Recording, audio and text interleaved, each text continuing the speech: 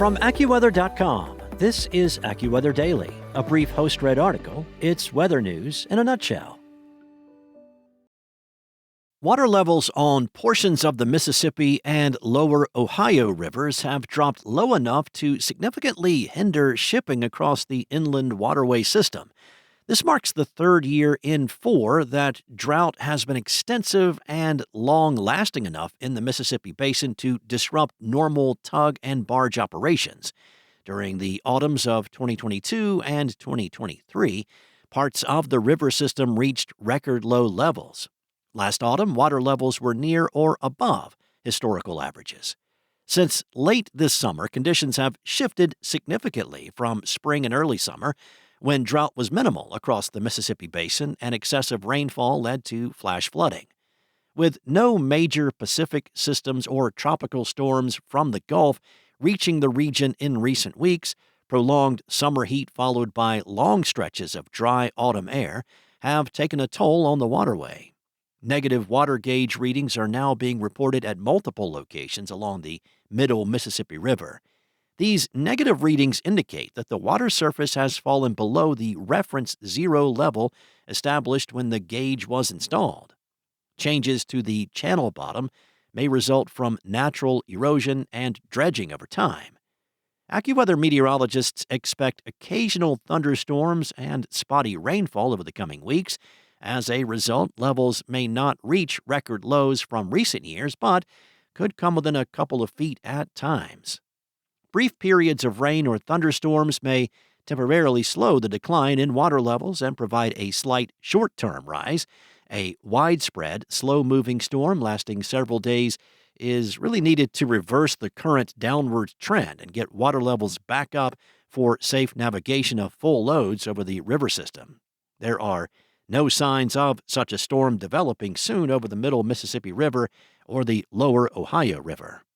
A brief round of showers and thunderstorms is expected from Friday to Saturday across the Mississippi and Ohio River valleys, but that rainfall will only bring small and brief positive changes to water levels. Tug and barge transport is a highly cost-effective alternative to trucking for moving goods, raw materials, and grain.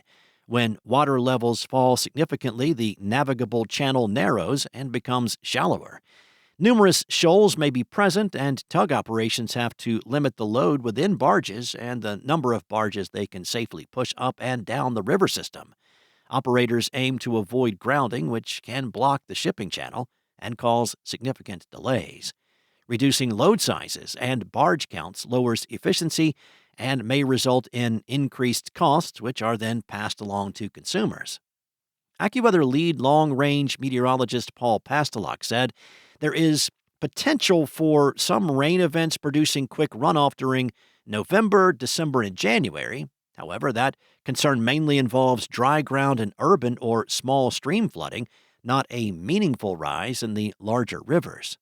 The greatest likelihood for this type of rainfall will be in the lower Mississippi River and its delta region, rather than the middle portion from Memphis to St. Louis and the lower end of the Ohio from Cairo, Illinois to Louisville, Kentucky.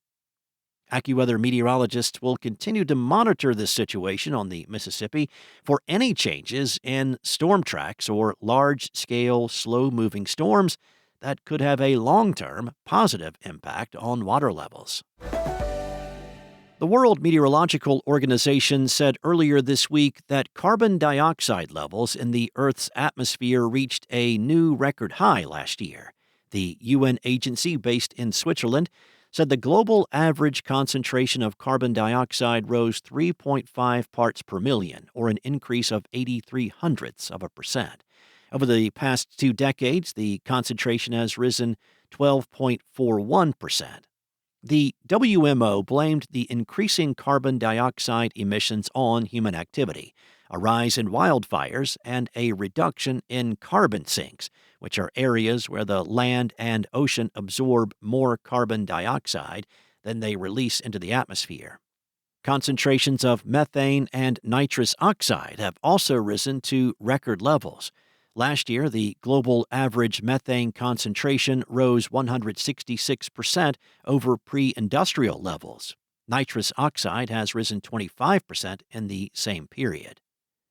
WMO Deputy Secretary General Co Barrett said the heat trapped by carbon dioxide is turbocharging the climate and causing a greater frequency and intensity in extreme weather. He said reducing emissions is therefore essential, not just for our climate, but also for our economic security and community well-being. A WMO senior scientific officer said the new data indicates how important it is to strengthen monitoring of emissions to better understand and prepare for greenhouse gases. The official said there is a concern that terrestrial and ocean CO2 sinks are becoming less effective, which will increase the amount of carbon dioxide that stays in the atmosphere, thereby accelerating global warming. That's all for now. You can find more regional forecasts and science-based articles at AccuWeather.com. And for your local forecast at your fingertips, download the AccuWeather app. Enjoy the rest of your day. Be safe. I'll be back tomorrow with more from AccuWeather.